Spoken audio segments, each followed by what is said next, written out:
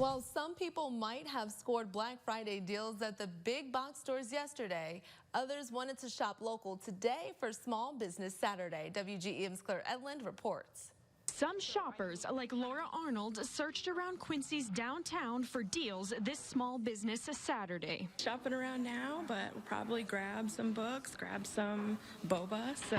Over at Codex Books, Arnold says when she shops small, she has her many entrepreneurial friends in mind. Gosh, for probably 8-10 years now, always on Saturday, we always manage to get out and usually support some local businesses.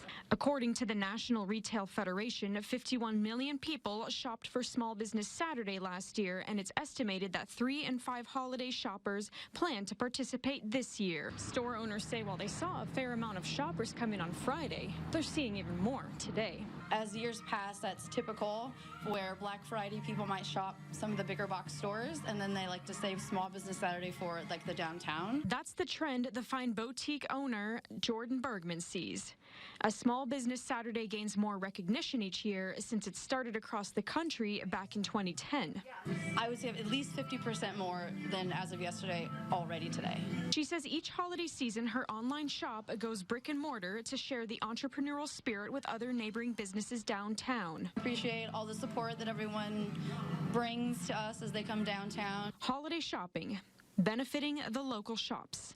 Claire Edland, WGEM News, Quincy.